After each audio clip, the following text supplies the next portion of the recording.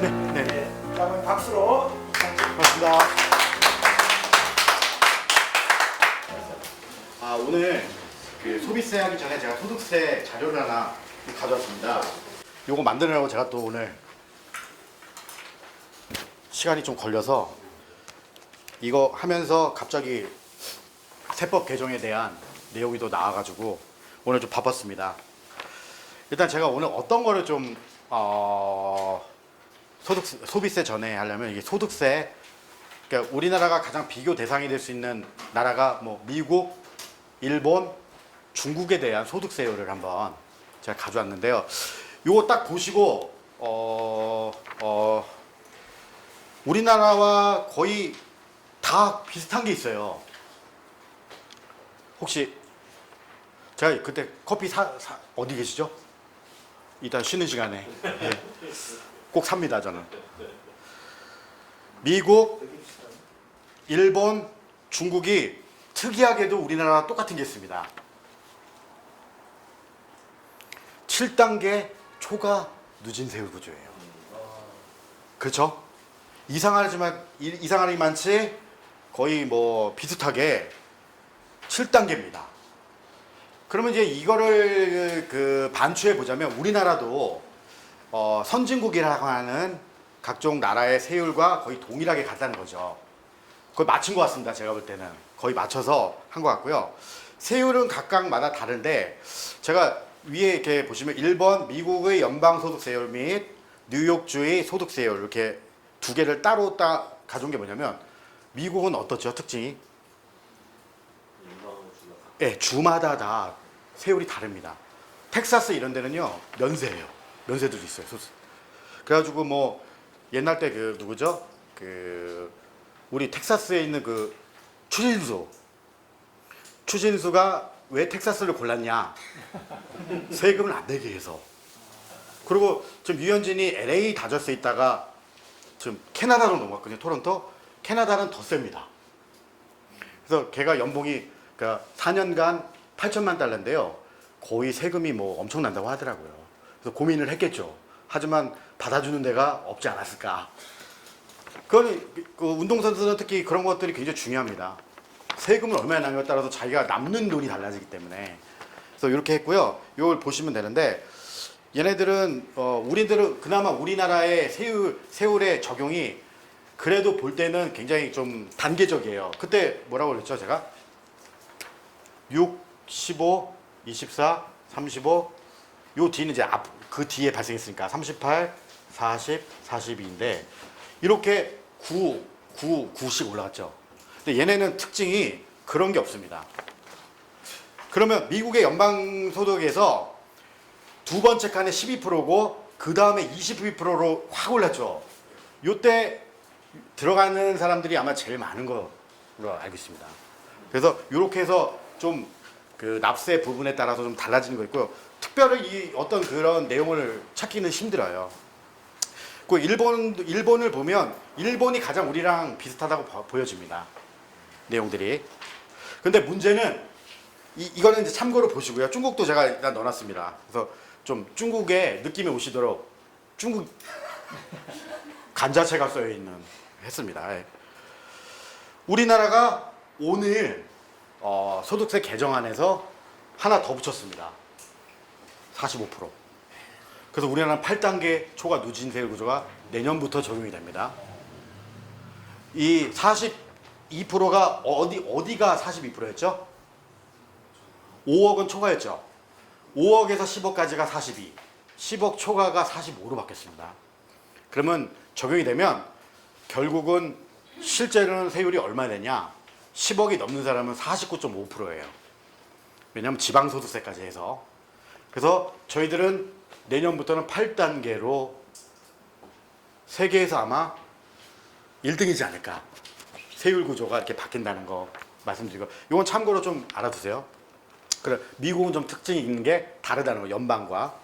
그리고 보시면 부부 합산이 돼요. 우리나라는 위원입니다. 위원이에요. 소득세를 합해서 하는 게 위원이에요. 왜냐하면 양도세도 우리가 집을 하나 사고 싶으면 저희 와이프가 자꾸만 공동명의로 하자고 합니다. 이게 나중에 무슨 뭐 싸워서 이혼할 때 이런 게 아니라 양도소득세를 팔 때 나눠지잖아요. 그럼 세율기관을 줄이기 위해서 이렇게 명의를 하는 거죠. 그 다음에 우리가 살 때 취득세는 동일하니까. 근데 얘네들은 그러니까 혼자였을 때의 세율과 부부 합산의 세율이 달라요, 전혀. 그래서 싱글에 대한 건 제가 여기다 넣지는 않았지만 세율 자체가 다릅니다. 그래서 좀 특징이 있다는 것만 알아두시고요. 오늘 제가 소비세에 대해서 내용이 좀 많아서 일단 이걸 접어두고 소비세에 대해서 이제 들어가겠습니다. 일단은 소비세는요, 그냥 부가가치세다 생각하시면 돼요. 우리나라에서는 소비세 형태가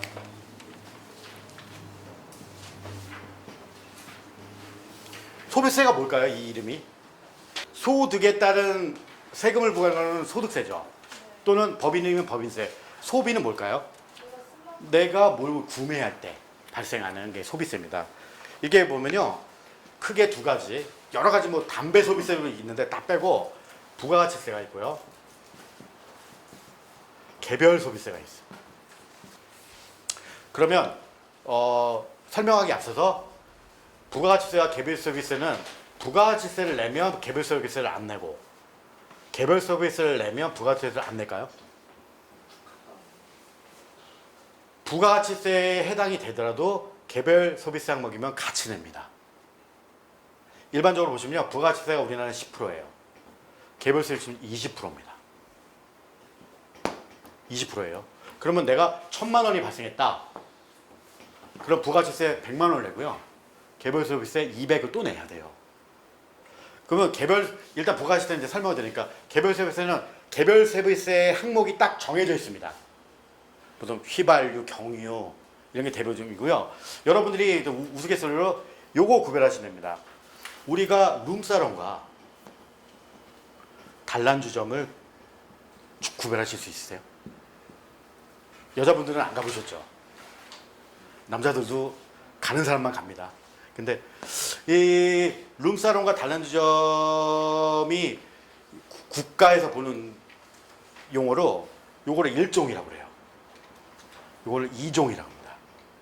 그래서 각종 술을 파는 그런 주점도 1종, 2종을 나누거든요. 그러면 1종이면 뭐 100평 이상의 칸막이를 두고 그 다음에 봉사할 수 있는 사람이 있고 이런 것들을, 근데 단란주점 사실 봉사할 게 있는데 여기는 이제 규모가 작습니다. 그래서 이 1종이 되면 개별 서비스를 내야 되고 2종이 되면 개별 서비스가 없거든요. 이것 때문에 사람들이 칸막이 같은 걸 안 쳐요. 그 다음에 99.9평 이렇게 만드는 거죠. 그러면 딱 평수가 안 되니까 소비세 항목이, 왜냐면 이게 금액이 엄청나게 차이가 나거든요, 개별 서비스가. 그래서 뭐 세금이 뭐 몇천만 원씩 나올 수가 있습니다, 한 번 낼 때. 그래서 룸사롱과 단란주점, 요게 이제 개별 소비세와 부가세만 하는 지 가장 큰 형태의 저건데, 일단은 일반적으로 다 요쪽으로 가죠. 왜? 사업자를 낼 때요, 음식점업은 냅니다. 단란주점을 보면 탈세한 형태이기도 하죠. 근데 코로나 때문에 많이 지금 여기도 이제 못 가게 하잖아요. 뭐 그런 것도 있습니다. 그래서 크게 소비세는 이렇게 두 가지로 나뉩니다. 근데 우리의 지금 주요 대상이 될 거는 이 부가가치세예요. 그럼 부가가치세는 어떻게 세금을 매기느냐? 세금을 매긴다. 우리 뭐 부가가치세 많이 듣잖아요. VAT 포함, 뭐 VAT 별도 뭐 해가지고 이렇게 부가가치세를 하는데, 이거는 어떻게 국가에서 부과를 할까요? 소득세는 소득이 있는 사람한테 부과를 하잖아요. 부가가치세는요. 그러니까 중요한 얘기는 이거를 그 세금을 전가한다고 그래요. 전가. 왜냐? 매출이 발생한 데는 사업자인데, 이 매출이 발생하는데 이 사람이 부가세를 내는 게 아니라 딴 사람한테 받죠. 10%를 더 붙여서 그 10%를 국가에다 내는 거예요. 그러니까 세금 부담을 소비자한테 전가시키는 게 부가세입니다. 부가가치세예요. 그래서 납세자와 납세 의무자가 다른 겁니다. 납세자는 최종 소비자인데 납세 의무자는 사업자예요. 근데 사업자들은 이것마저도 내기가 싫어하죠. 자기 것도 아닌데 10%도 받았는데 굉장히 띄어먹을 수 있는. 그래서 뭐 세금 개선서 제도가 나온 거고 신용카드가 나온 거예요. 처음에 제가 말씀드린. 그래서 과세 표준을 양성화시키기 위해서 부단히 국가에서 노력을 했습니다. 그래서 제가 거의 99%까지는 됐다고 그랬죠. 근데 1% 이거 잡아내고 싶죠. 계속적으로 1%라도 잡아서 완전 과세 표준을 공개하고 싶은 생각이 듭니다. 국가는. 그래서 이렇게 부가가치세는 사업자의 소득에는 포함이 안 됩니다. 내가 3천만 원을 벌었는데 돈은 3,300이 들어와요. 왜 그럴까요? 10%를 더 전가시켰잖아요.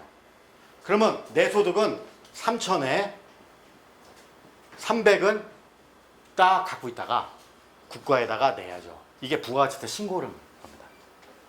그럼 우리가 매출만 발생할까요? 매출을 발생시키기 위해서 각종 재료나 물품들을 매입할 수 있어요. 그것들을 또 빼주겠죠. 그게 2,200이 사왔습니다. 그러면 우리는 200을 더 주고 사온 거예요. 그럼 2,000은 비용이 되고 200은 내가 준 부가가치세죠. 그건 공제를 해줘야 됩니다. 그래서 납부를 할 때는 100만 원만 납부하는 거예요. 부가가치세는.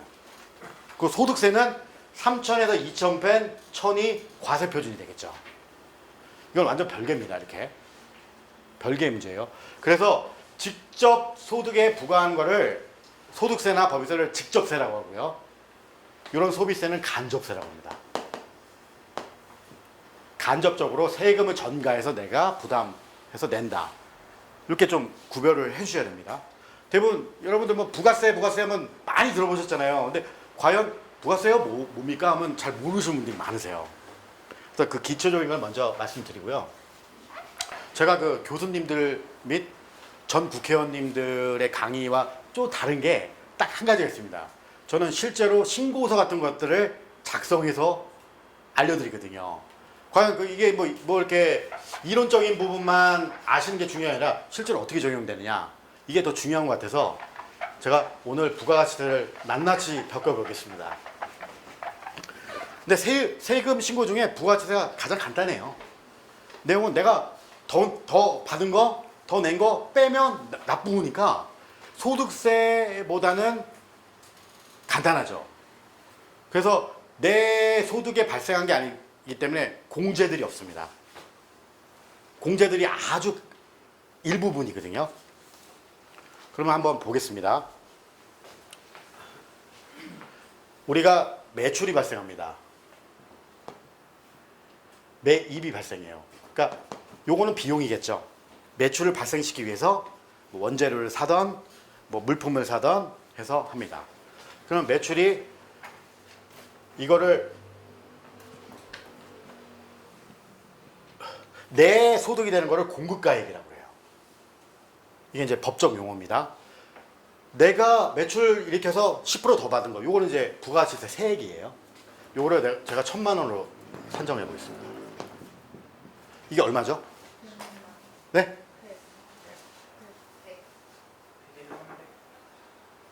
여기서 제가 쉽게 쓰지 못하는 이유가 있어요.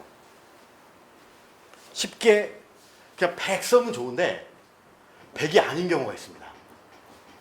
혹시 아시는 분? 농산물은 좀 이따 제가 설명드릴게요. 면세라서 좀 이따 설명드릴게요.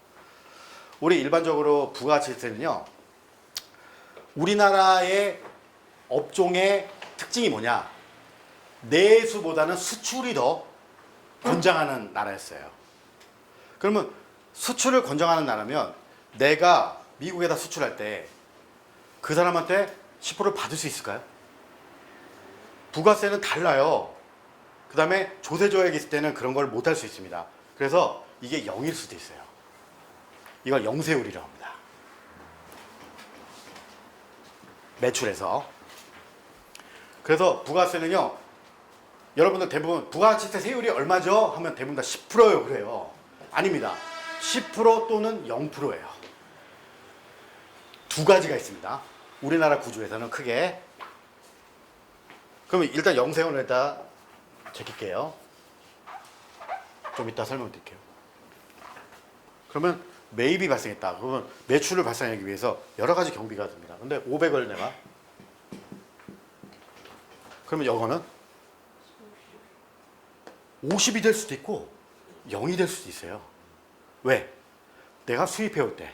근데 수입해 올 때는 일반적으로 어떤 문제가 발생하느냐? 우리가 수입을 마음대로 못 해와요. 뭐를 어느 절차를 거치죠? 통관하죠. 그러면 세관장에다가 관세 부가세를 해요. 그래서 일부분 여기 0이 되기는 쉽진 않습니다. 그러니까 뭐 그런 것도 있다고 좀 보시고요. 이렇게 하면 우리는 납부세액이 나오거든요. 얼마입니까? 50. 이거는 그 사업자의 소득이에요. 수입에서 비용 뺀. 그럼 여기서 끝나겠습니까? 끝일까요?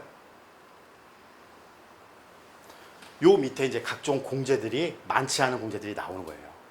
그래서 실제 납부 금액이 이렇게 나옵니다. 이게 부가가치세 구조거든요. 간단하죠. 요 뒤에 있는 그 공제들은 뭐 거의 없습니다. 뭐 의제 매입세액, 신용카드 뭐 발행 공제 뭐 이런 것도 빼고는 없어요. 거의 다.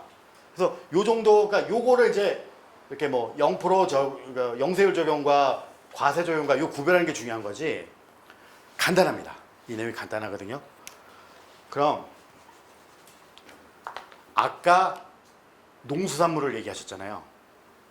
농수산물은 여기서 구별할 게 그러면 부가가치세에서 어떤 거에 부가가치세를 매기냐? 재화나 공급. 요거는 그냥 간단히 들으세요. 이건 이제 재화나 용역에 대한 것에 부가가치세를 물거든요. 재화. 근데 이 재화 중에 농수산물 또는 뭐 책, 도서, 그 다음에 또 뭐가 있지? 수돗물 이런 것들은요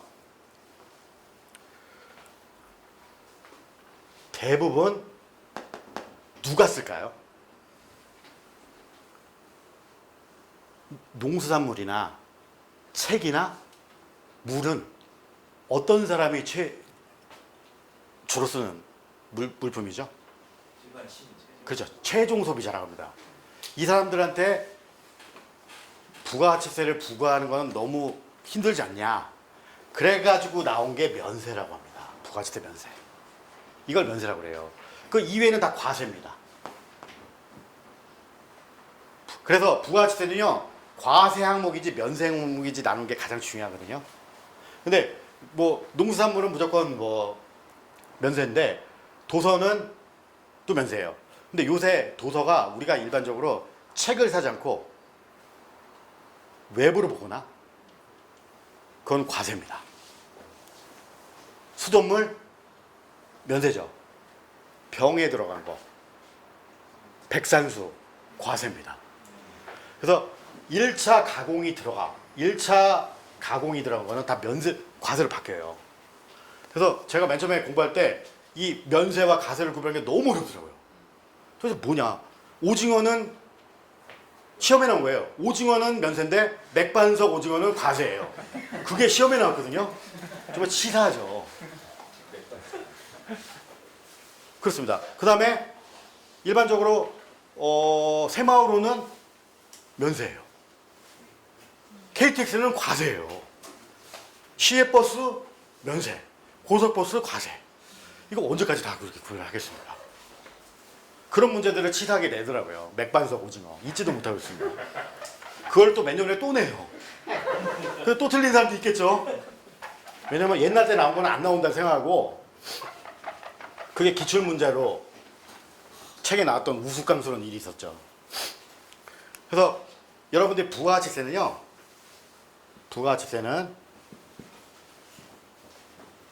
과세가 있고 면세가 있습니다. 이 면세 좀 뒤에 문제고요. 이 과세가 두 가지가 있어요. 또 사업을 하시는 분들은 아실 거예요.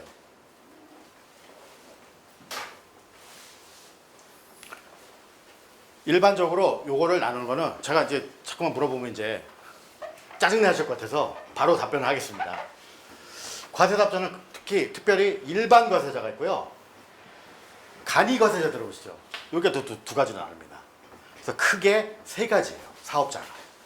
일반 사업자, 간이 과세자, 면세 사업자. 이렇게 부가가치세는 세 개의 사업자로 나눕니다. 근데 우리 일반적으로 사업을 하시는 사업자는 법인이 있고 개인이 있죠. 일반적으로. 법인이 간이과세자가 있을까 없을까요? 법인은 간이과세자가 없습니다. 그래서 법인은 일반 과세자 또는 면세사업자예요. 왜냐하면 농수산물을 파는 사람이 법인을 만들 수 있잖아요. 그래서 그러니까 개인은요, 요 세 가지가 다 가능하고 법인은 일반이랑 면세만 가능하다. 요게 큰 부가가치세의 틀입니다. 근데 요게 이제 올해 굉장히 문제가 되는 사항이 됐거든요. 여러분들, 일반적으로 예전에 간이과세자는 얼마 기준이었습니까? 4,800이죠. 4,800. 먼저 그 개정된 사항을 좀 먼저 얘기하겠습니다. 너무 중요한 거라. 그러면 간이과세자 중에도 이게 연간이에요. 그러면 월 한 400 정도밖에 매출이 발생 못하니까 정말 영세한 사업자들이죠. 그래서 여기 중에서도 얼마까지 매출이 있는 데는 아예 세금을 내지 말라고 했어요. 이걸 납부 의무 면제자라고 하거든요. 지금 현행 3,000입니다. 그러면 간이과세자도 요 사이에 있는 사람들만 세금을 내는 거죠. 간이과세자도. 근데 오늘 개정안 발표가 돼서 내일이죠. 오늘은 저희가 저희 같은 사람들은 미리 알고 여러분한테 이렇게 알려드릴 수 있는 기회가 생겼습니다. 요게 8,000으로 올렸어요. 간이과세자가 8,000이 됐습니다. 그리고 납부 의무 면제자는요, 이렇게 됐어요. 4,800으로. 그래서 월 400 소득 정도면 부가가치세를 이제 안 내게 됐습니다. 부가가치세는요, 일반 과세자와 간이과세자의 신고 내용이 달라요. 뭐냐? 얘네는 6개월 단위로 반기로 2번을 신고하는데 얘네는 1년 1번 신고해요.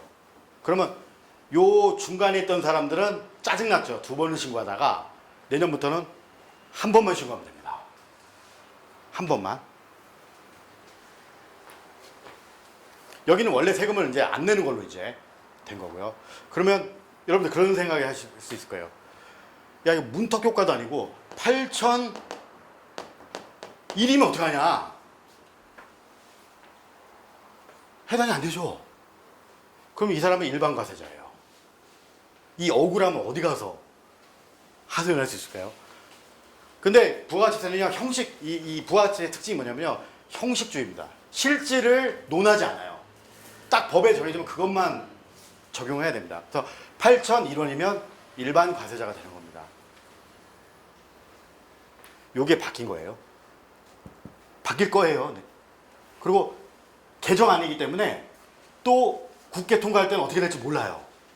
하지만 이거는 거의 해주지 않을까. 왜냐하면 코로나 때문에 지금 뭐 어렵다 뭐 이렇게 얘기가 나오니까 이렇게 해서 세금을 줄여줄 건데 이게 한 2,400억 원 정도가 세수가 떨어질 겁니다. 2,400억 원. 근데 그게 정확할지는 모르죠. 제가 볼 땐 더 떨어질 것 같은. 근데 이 4,800에 8,000을 올라가는 대상 중에 2가지 업종은 제외됩니다. 모든 업종은 다 되고 2가지는 그래도 4,800을 적용하는 게 있어요. 그게 뭐냐? 임대업.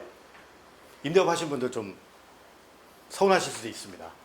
그 다음에 유흥주점 같은 소비성 서비스 업종. 이 2개는 그대로 4,800 유지하되 다른 모든 업종들은 다 8,000이 간이과세가 됩니다. 근데 이게 이제 문제가 뭐냐면 한 번 올리면요, 이게 제가 저번에 처음에 말씀드렸어요. 신용카드 사용 소득공제가 어디에 있냐면요. 소득세법에 있지 않고 조세특례 제한법에 사용이 있어요. 그러면 이거는 일몰이 되면 없앨 수 있는 항목이 되는데 이거는 그냥 부가가치세 본법입니다. 한 번 올리면 내려오기가 너무 힘든 거예요. 근데 지금은 이제 뭐 코로나라는 어떤 그 미명화에 올려줬잖아요. 나중에 호황일 때는 못 떨어뜨리는 겁니다. 이게 가장 문제인 거죠. 그래서 과연 이렇게 해서 그리고 4,800 정도 되는 간이가세들은요 세금을 신고할 때 거의 세금이 없어요. 왜냐면 10%의 부가세율이잖아요. 업종별 부가율을 여기다 곱해줍니다. 그러면 임대업이면 30%면 3%만 내면 되거든요. 그 다음에 음식점은 10%입니다. 그러면 1%만 내면 돼요. 매출에. 그럼 실제로는 내는 게 별로 없었습니다. 없었는데 굳이 내는 게 없는데 이거를 법에 딱 적용해가지고 나중에 진짜 호황이 될지 안 될지는 모르겠습니다만 그때 어떻게 그거를 조정을 할지 그게 좀 염려스럽습니다. 저는. 뭐 어려운 분들 도와드리면 좋죠. 근데 어렵지 않은 사람이 많아질 때 그래서 다른 좀 세제 지원으로 해주는 게 어떤가. 근본 해결책은 제가 아니라고 보여져서 조금 염려스럽습니다. 그 간이가세자가 많아지면 그분들이 매출에서 10%를 부가세로 납부하는 게 아니고 네. 이제 간이가세자한테 적용되는 낮은 세율로 부가세를 납부하는. 네, 1%죠. 만약 음식점이 제일 많거든요. 1%만 납부를 하는데 그러면 소비자한테는 얼마를 받을까요? 10%. 그러면 소비자만. 그리고 또 이것도 있었습니다. 여러분들 그 간이가세자와 일반 가세자의 특징이 뭐냐면 일반 가세자는 뭘 줘야 돼요? 매출이 발생하면 세금 계산서 4,800의 기준으로 이렇게 올라가면 요거는 세금 계산서 우리가 가장 큰 특징이 세금 계산서 제도예요. 근데 여기는 간이가세자는요 세금 계산서를 끊어줄 의무가 없습니다. 그래서 어떤 걸 줘냐면 영수증을 줘야 돼요. 근데 문제는 뭐냐면 이렇게 8,000을 올렸잖아요. 요번에 법이 바뀐 거는 여기는 아직도 세금 계산서를 받으라고 돼 있어요. 그러면 결국은 누가 이걸 역진적이라고 하거든요. 이 세금이 굉장히 역진적이에요. 뒤로 계속 갈수록 뒤에 사람이 피해를 봅니다. 그러면 여기에서 세금 계산 끊으려면 실제로 만약 그렇다면 최종 소비자들은 오히려 손해를 볼 수도 있다는 거예요. 그래서 과연 이게 맞을지 안 맞을지 이거 굉장히 이제 논란거리가 되지 않을까. 이게 가장 큰 이제 법안 바꾸는 요번에 핵심입니다. 그러면 요걸 설명드릴게요. 왜냐면 여기 있는 거는 또 중요하지만 요게 더 부가세를 이해하시기 편하기 때문에 제가 요거를 계속 설명해 드리는데요. 그럼 보겠습니다. 8,000짜리가 일반 과세자였잖아요. 간이가세로 바뀌었을 때 세금의 차이. 이거 한번 제가 설명을 드려볼게요. 이런 게 더 좋지 않을까요? 8,000이라고 하면 너무 딱 걸렸으니까 7,000으로 잡겠습니다. 7,000만 원. 이 7,000이 연간 7,000이에요. 연간. 그리고 간이가세 기준은요. 현재 기준이 아니라 현재 내가 1년간 기준을 매출이 얼마인지 알 수 있습니까? 없죠. 언제 할 수 있어요? 무슨 신고? 부가가치세죠. 부가가치세 수익 금액을 신고를 해. 제가 말씀드렸잖아요. 그게 돼야 종합소득세가 연결이 된다고. 이걸 하셨기 때문에 직전 연도예요. 당해 연도는 안 됩니다. 직전 연도. 그러면 지금 그냥 매입은 다 빼버리겠습니다. 현재 일반 가세자, 지금은 이제 일반 가세자는 아직도 7,000이면 그냥 일반 사업자로 영세율은 아니고 10% 적용하면 700을 내야 되겠죠. 근데 요거를 이렇게 보겠습니다. 일반 가세자가 지금 현재는 2번 신고를 하기 때문에 2번을 나눌게요. 3,500. 그러면 350. 또 하반기 때 3,500. 350. 그럼 1년 연간 700을 내죠. 이건 음식점업입니다. 근데 간이로 바뀌었어요. 간이는 이렇게 두 번씩 하는데 간이는 한 번만 합니다, 이제는. 그러면 7,000. 10%의 업종별 부가율을 곱합니다. 10%. 그럼 얼마일까요? 1%죠. 그럼 7,000의 1%면 70만 원. 그렇죠? 그냥 통으로 해도 630만 원이 주는 세이브가 되는 거죠. 근데 매입이 얼마에 따라서 달라지긴 하겠습니다. 매출만 봤을 때는 630이 세이브가 되는 거예요. 엄청나게 세이브가 되겠죠. 그런데 2,400억이 준다. 아, 제가 볼 때는 아닐 것 같아요. 더 올라갈 것 같습니다. 이는. 네네. 그러면 7천만 원도 사실은 연간으로 나눠보면 그렇게 크진 않습니다만 세금은 크게 차이가 나겠죠. 근데 이거는 이제 7천만 원일 때고요. 그 밑으로 떨어질 때마다 이게 좀 줄어드는데 만약 내가 세금을 100만 원 정도만 줄어들었다. 그러면 630이든 100만 원이든 요거 줄인다고 이 사람이 살림이 나아질까요? 세금을 줄인다고? 100만 원만 줄였다 만약 예를 들어서 이 100만 원을 줄인다고 살림이 나아지진 않습니다. 제가 볼 때는 더 중요한 것들이 더 많죠. 이 뒤에 인건비 문제부터 해서 인건비는 부가가치세 항목도 아니에요. 임대료 세금만 줄어드는 거죠. 이런 것들이 원초적으로 해결이 안 됐을 때 과연 100만 원만 줄이고 이거 줄인다고 해결이 될까? 이것도 좀 문제가 있습니다. 그래서 뭐 적지 않은 세금의 차이가 좀 있을 수 있다. 하지만 과연 이거 말고도 더 큰 문제들이 있는데 정말 솔직히 말해서 요새 어떤 부분들이 있냐면요. 인건비가 너무 비싸기 때문에 혼자서 하시는 분들이 계세요. 혼자서 계시고 또 인건비를 인력을 지금 쓰고 있는데 이 인력의 신고가 안 된 경우도 많습니다. 왜 그러냐면요. 우리가 이제 일반적으로 음식점에 이렇게 일하시는 분들이 소득을 노출 안 시키려고 해요. 왜냐면 보험료를 내야 되기 때문에. 이제 우리도 전 국민 보험 뭘 하지만 그분들은 유인이 없습니다. 그러다 보니까 이제 직원 구하기도 힘드니까 오히려 값이 바뀌었어요. 이 음식점 가보면 특히 교포들 불법들도 많죠. 이 잘못 고용했다 나중에 문제가 생기니까 이게 노출을 못 시키는 경우도 있거든요. 그래서 이런 원초적인 문제부터 해결을 해야 되는데 못하고 세금만 줄인 게 효과가 있을지는 좀 봐야 될 것 같습니다. 그래서 요 정도는 줄였다 이렇게 좀 알아두시고요. 요 부가치세 전반적인 건 좀 이해되셨죠? 제가 설명을 쭉 드린 내용입니다. 영세율과 면세가 뭔지. 면세는 정말 최종 소비자들이 사용하는 것들이거든요. 이제 보시면 되고요. 여러분들 영세율은 면세일까요? 아니죠. 아까 일반입니다. 세율이 10%와 0% 두 가지 있는 거예요. 근데 면세는 아예 세율 자체를 산정하지 않습니다. 이렇게 보시면 되고요. 이 면세 단원이 쭉 나옵니다. 여기 보시면요.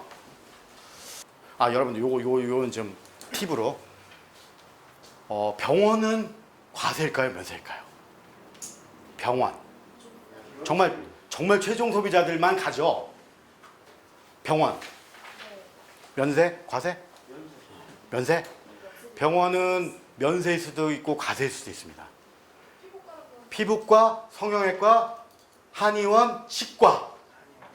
한의원도. 왜냐면 그냥 건강 증진 목적으로 약을 팔잖아요. 그런 것도 해당이 됩니다. 한의원도 해당이 되고요. 한의원도 지금 뭐 성형외과 같은 일도 하고 뱃살도 빼는 거 이런 것들을 해서 한의원도 해당이 될 수 있습니다. 근데 잘 안 하죠. 근데 가장 대표적인 거는 피부과, 성형외과가 지금은 다 들어가 있습니다. 과세 항목으로. 과세 사업자가 됐어요. 그래서 옛날 면세 때는 성형외과가 엄청 많이 누락을 시켰죠. 그냥 그래서 그 누락을 시키면 매출이 발생을 안 하기 때문에 직원들 인건비를 줘야 되잖아요. 봉투에다 줬어요. 걔네들은 현찰로 딱 넣어서. 왜냐면 매출이 발생하는데 없는데 매입을 발생시킬 수 없잖아요. 비용을. 그래가지고 옛날에 강남의 유명한 성형외과들은 그렇게들 많이 했습니다. 등록 안 하죠. 하면 다 속된 말로 뽀록이 나니까. 네. 그랬더니인데 그런 걸 방지하기 위해서 가사를 다 돌려놨습니다. 그래서 어떤 순간에 내가 성형수술 했으면 카드를 걸었다. 그러면 세액이 나와요. 이제는. 근데 내가 아파서 갔다면 세액이 안 나오죠. 그 다음에 약국에 가시면요. 어떤 거는 세액이 나오는 게 있고 안 나오는 게 있거든요. 병원에서 조제하는 것들. 이건 면세입니다. 근데 메이드된 약들 과세예요. 그래서 약국도 굉장히 문제가 많습니다. 그것 때문에.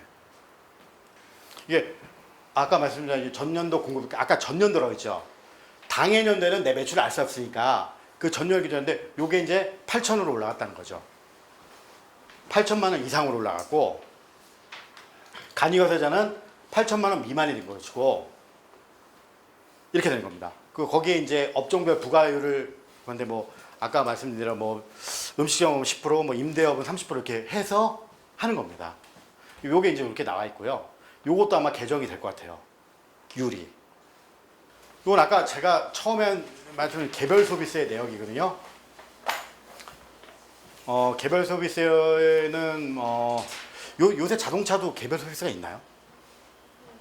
뭐 인하해주고 뭐 하는 건 있는데 아직도 있는 걸로 알고 있습니다. 근데 자동차는 생필품이잖아요, 이제. 개별 소비세를 걷는 거는 좀 아닌 것 같습니다. 아직은 이제는 좀. 뭐 주세, 담배세 이것도 다. 왜냐면 이것도 담배를 살 때 포함되어 있잖아요. 우리도 모르게 다 빼갑니다. 술도 먹을 때 다 들어가 있어요, 주세가. 이거 다 간접세라고 합니다. 소득 위분이 이게 어떤 거냐면 소득이 제일 높은 거, 제일 낮은 거예요. 근데 소득이 높은 사람 대비해서 어떤 사람은 연봉이 1억이다. 어떤 사람은 연봉이 2천이다 하면 내가 밥을 먹는데 소득이 높은 사람한테 부가세를 더 부과하지 않죠. 똑같잖아요. 10,000원짜리면 11,000원이니까 요거에 대한 내용입니다. 그러니까 오히려 부담액이 더 있다는 거죠. 소득에 대비해서. 이제 그런 걸 얘기하는 것 같습니다. 부가가치세 세수 현황은요, 뭐 이렇게 돼서 비중이 거의 뭐 비슷하게 20 몇 프로를 하는데 옛날 때는 부가가치세가 국세라서 국가에서 다 취했어요. 근데 지금은 부가가치세를 받아다가 각 지방자치단체에다가 줍니다. 넘기는 거예요. 이렇게 2019년 지방정부에서 지방소비세 전환세율 인사 15%를 줍니다. 그 내용이거든요. 요게 이제 OECD 국가의 부가가치세율 현황인데요. 이렇게 딱 보시면 우리나라가 어떻습니까? 부가가치세율이. 우리나라 10%죠. 2019년도 보세요. 요 일본은요, 그때 제가 말씀드렸지만 아베 정권이 8에서 10을 올렸습니다. 근데 제가 오늘 보다가 일본의 소비세율을 좀 오늘 좀 설명드리려고 보다가 보니까 여러분들 그거 있잖아요. 맥도날드 가서 어떤 때는 그 매장에서 드시는 경우도 있고 뭐죠 그 차로 가서 가져오는 것도 있고 드라이브스루 그것도 있는데 요게 부가가치세율이 달라요. 가져가는 건 8%, 매장 안에서 먹는 10%입니다. 그래서 일본은 세무사라고 하는 세리사인데 세리사들이 들고 일어났어요. 우리가 어떻게 이거를 구별하냐. 네. 그렇습니다. 그거는 한 예고요. 너무 많습니다. 아직까지 8%를 못 버렸어요. 10% 올리면 다 올리든지 이래야 되는데 이게 좀 이렇습니다. 그리고요. 여기다가는 없지만 인도는요. 부가가치세율이 25%도 있고 22%도 있고 18%도 있고 15%도 있어요. 마다 다 다릅니다. 그러니까 15%는 뭐냐면요. 그런 데는 면세가 없어요. 그래서 생필품 같은 건 15% 하고 고가 품은 25% 이렇게 하는 나라도 있습니다. 그거는 이제 누진 구조가 아니라 그거는 25 이렇게 때리는 거죠. 그런 데도 있습니다. 그럼 여기 보시면 일반적으로 서구 유럽은 부가가치세가 비싸죠. 세죠. 근데 한국, 일본 뭐 이렇게 넘어오면서 미국은 없습니다. 부가가치세. 이게 적용되는 나라도 다 적용되는 게 아니에요. 부가가치세는. 우리나라 한 중간 정도로 볼 수 있잖아요. 그렇죠? 10%. 근데 우리나라가 부가가치세가 시행된 게 1977년부터 시행이 됐습니다. 그러면 지금 77년생이면 44 정도 됐을 거예요. 제가 알기로는 44년이 됐는데 한 번도 세율이 변동이 안 됐어요. 그만큼 바꾸기 힘든 게 부가가치세율입니다. 조세 저항이 가장 크겠죠. 왜냐하면 내가 밥을 11,000원에 먹을 수 있는 거를 12,100원을 낸다. 그러면 부담인 거예요. 그래서 정부가 쉽게 올리지 못하는 그렇습니다. 근데 아베는 그걸 했어요. 아예 소비세율이라는 거를 아예 부가가치세로 바꾸면서 세금 계산서 제도가 없었다고 했어요. 제가 그것도 만들려고 좀. 그러다 보니까 그거를 맡아서 하는 세무사들이 지금 뭐 들고 일어났죠. 왜 우리에게 일을 주느냐, 과세 면세를 어떻게 구별하느냐, 8% 10%를 어떻게 하느냐, 이런 일들이 이제 일어나는 거예요. 그래서 주요국 평균을 보면 OECD 주요국 평균은 우리나라는 낮습니다. 부가가치세율이요. 왜냐하면 워낙 크게 적용되는 데도 있어서. 예. 세율 인상된 나라들이 좀 있네요. 보니까 그리스는 5%를 올렸고요. 이 많은 나라가 올렸는데 한국은 1977년 부가가치세 도입 이래로 한 번도 세율을 인상하지 않았다. 굉장히 정치적 논리가 있지 않나 싶습니다. 이쪽은 대부분 다 복지국가죠. 근데 복지를 하기 위해서 직접세인 법인세, 소득세를 올린 건 쉽지가 않아요. 근데 소비세인 전가시킬 수 있는 거는 올리면 정가가 되니까 내가 뭘 살려면 어쩔 수 없이 하는 거예요. 그래서 거기는 쉽게 올리는데 우리는 아직까지 이게 올리지 못하고 있습니다. 요 아까 말씀드렸고요. 부가가치세를 일부분을 지자체에 대한 넘겨준다. 이렇게 해서 이제 국세, 뭐 담배세 인상이 나온 거네요. 뭐 소비세부터 해가지고 담배세, 우리 저기 담배 피시는 분들 2,500원에서 박근혜 정부 때 4,500원 한번 세게 올렸잖아요. 그래가지고 뭐 많이 끊으셨습니다. 근데 다시 피시죠. 그때만 그랬던 게 아닌가. 환경으로 관한 에너지 세금.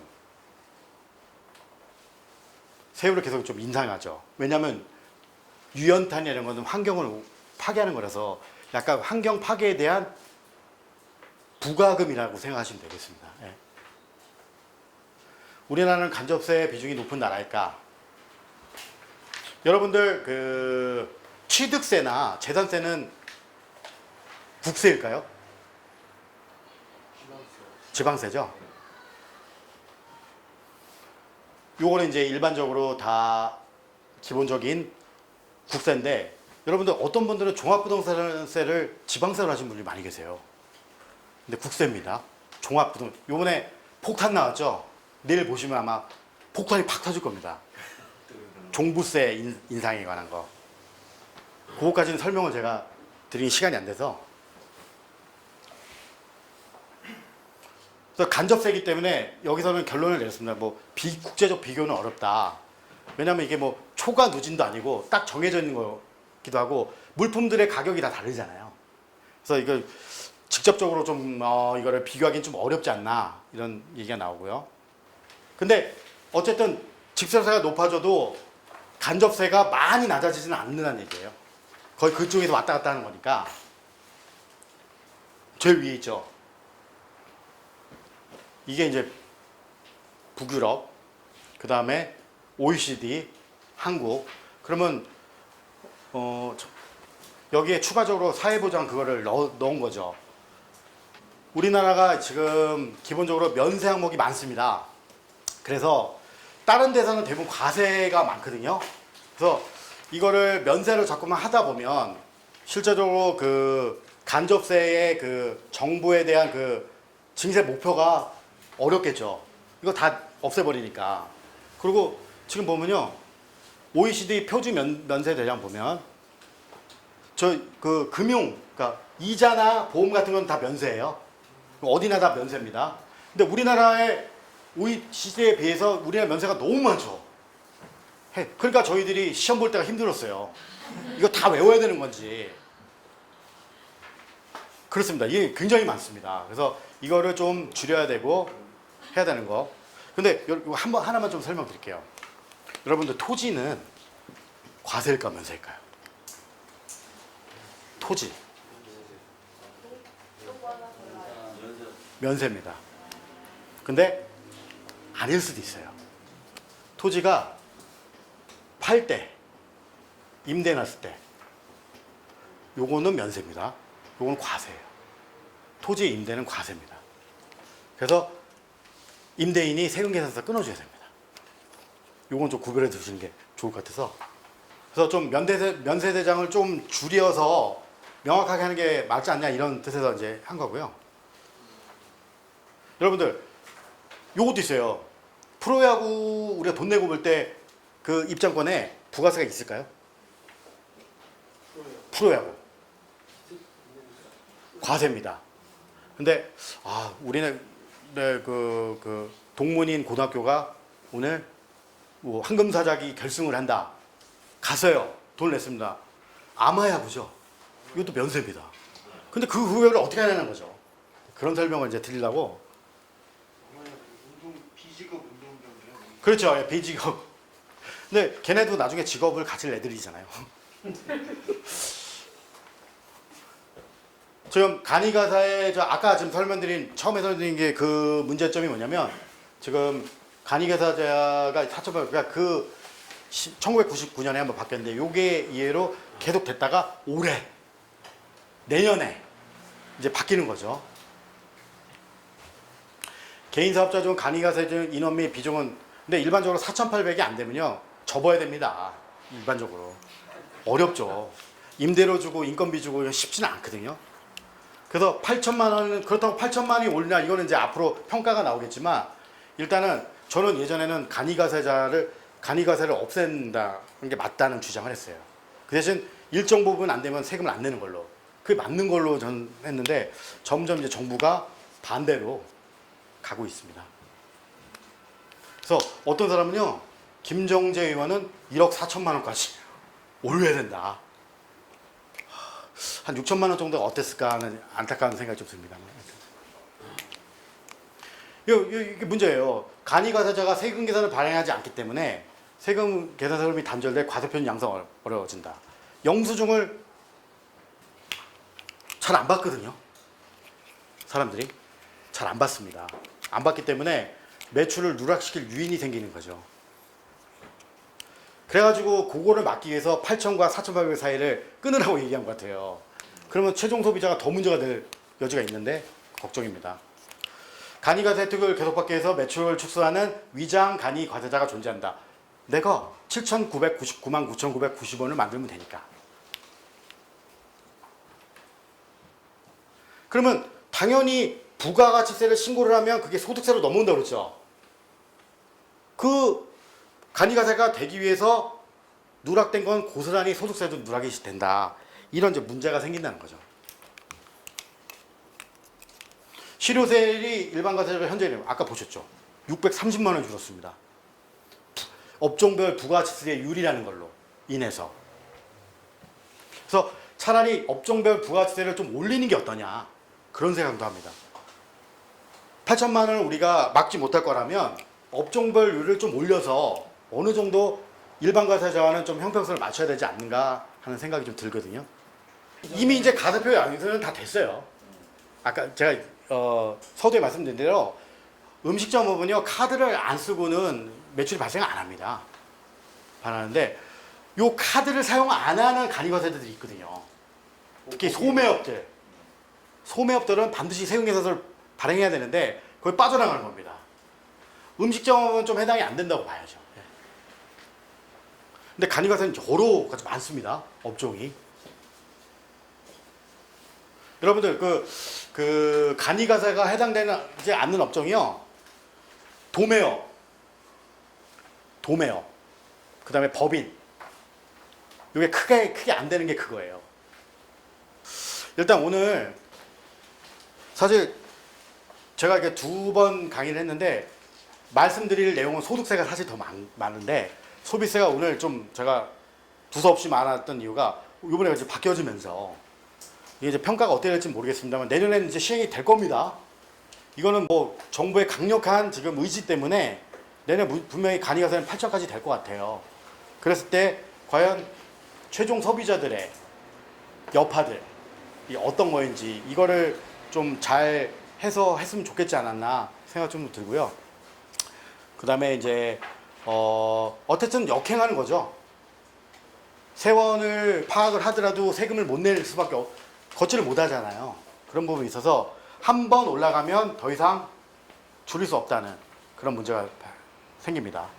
그리고 오늘 바뀐 것 중에 하나가 더 간단히 말씀드릴게, 신용카드 사용 소득공제 한도가 바뀌었어요. 급여 7천만 원이면 원래 신용카드 한도가 300이거든요. 근데 이거를 급여액에 따라서 나눕니다. 그래서 플러스 30씩, 요건 제가 나중에 알려드릴게요. 또 까먹어서 30씩 한도가 더 늘었어요. 근데 이제 중요한 건 뭐냐면 30이 한도가 늘면 우리가 30을 더 받을 수 있잖아요. 소득공제. 그럼 세액은 어떨까요? 이건 세액공제가 아닙니다. 내가 15%를 적용한다. 그러면 45,000원 더 공제받습니다. 약간 생색내용이 아닌가. 그래서 오늘 제가 이번에 바뀌는 세금에 대해서 중요한 내용을 좀 말씀드렸고요. 내일 보실 때 종부세, 양도세는 보지 마세요. 폭탄입니다. 그냥 폭탄이라고 생각하시면 되고, 그동안 언론에서 떠들었던 게 거의 다 해당이 되는 것 같아요. 그리고 혹시 양도세 문제 때문에 증여를 택하시는 분들이 있으면 빨리 하세요. 증여 취득세율이 12%로 바뀔 겁니다. 지금 증여 취득세율이 4%거든요. 그러면 내가 1억을 와이프한테 공동명의로 주겠다. 그러면 400만 원을 끝났던 게 1,200만 원을 취득세로 내야 되는 상황이 발생하니까요. 법안이 개정되기 전에 7월 안으로, 8월 달에는 그건 반드시 바뀌어요. 지금 이런 어떤 소득세나 부가세 문제는요, 내년에 입법안이 되는 거고요. 종부세, 양도세, 각종 그런 것들은 아마 8월 달에 다 싹 바꿀 겁니다. 임시국회를 열어서라도. 그러니까 그런 유의 있으신 분들은 빨리 7월 달 안으로 한 5분간 쉬었다가요. 받을 때 할게요. 예.